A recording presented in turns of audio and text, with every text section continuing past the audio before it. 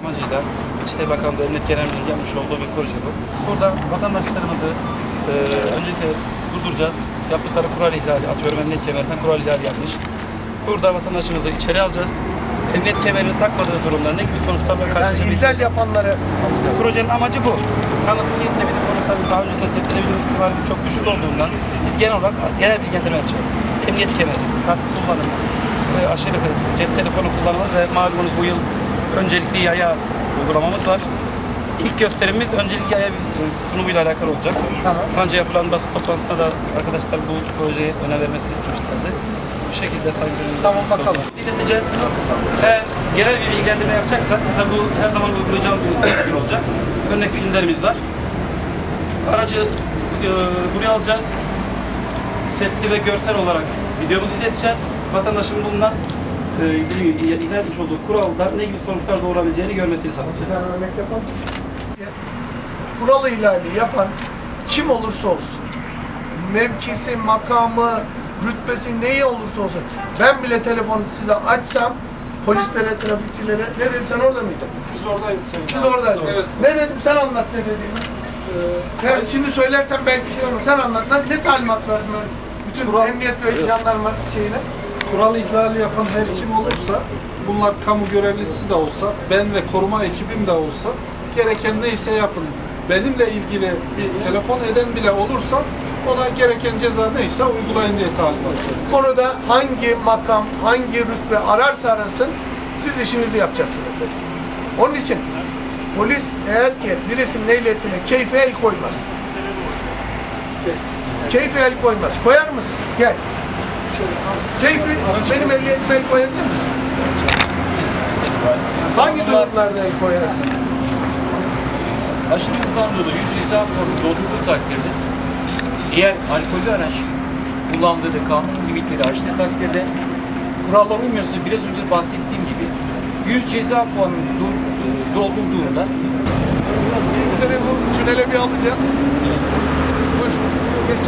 Arabamla beraber. Hadi.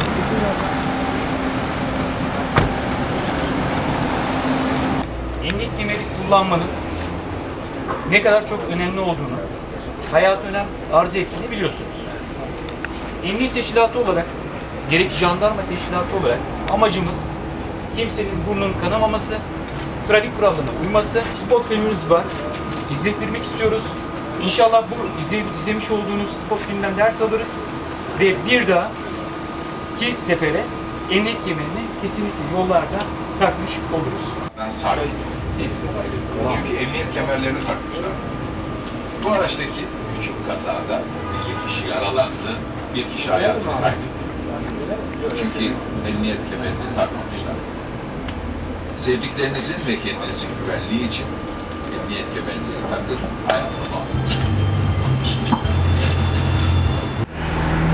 Şu anda izlemiş olduğunuz spot filmden ne ders aldığımızı, bir dahaki sefere bundan sonra emniyet kemeri takmadan araç kullanmamanın ne kadar insan hayatında önem arz ettiğini iletebilir misiniz, söyleyebilir misiniz? Kesinlikle emniyet kemeri zaten daha önceki yaşadığımız kazalardan dolayı da şahit olduk. Gerçi bende bir şey olmuş da yanındaki kuzen önce mi patlatmıştı, Evet. burnunu çarpmıştı falan. Çok kısa mesafe olduğundan dolayı. Evet, kesinlikle. Ama kısa mesafede güven olmaması lazım. Kesinlikle Kaza geliyorum demez. sürücü arkadaşımız bu konuda ders aldı. Evet. Kısa mesafe ve uzun mesafede de olsa emniyet kemeri takmanın önemini anlattı kendisi. Teşekkür ediyoruz. Ben Bu teşekkür ederim. spot filmimizden ders aldınız. Sağ olun. çok Ehliyet teşekkür ruhsatı ederim. ben size takdim edeyim. Sağ olun. Buyurun. Kolay gelsin. İyi yolculuklar. Buradan buraya gönderiyorum.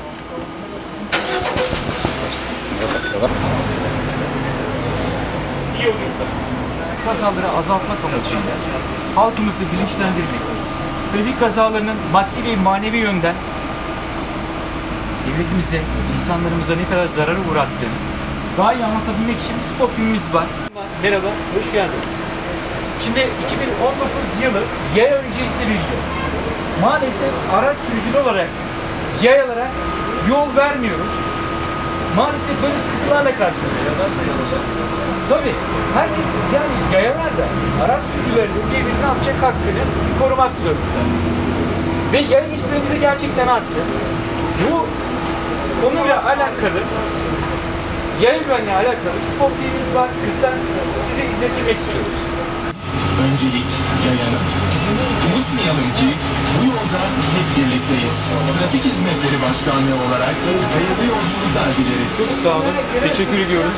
Biliyorsunuz yaşam tünelinin diye bir kavram var. Bu kavramda oluşturduğumuz bu mekanda yaşamanın ne kadar önemli olduğu, trafik kazalarının azalması, vatandaşlarımızın bu yönde bilincinin artırılması yolunda böyle bir faaliyetimiz var. Yayaların rahat ve huzurunu bozacak veya zarar verecek davranışlarda bulunmayalım. Ve trafiğin zihin emniyetini tehlikeye düşürmeyelim.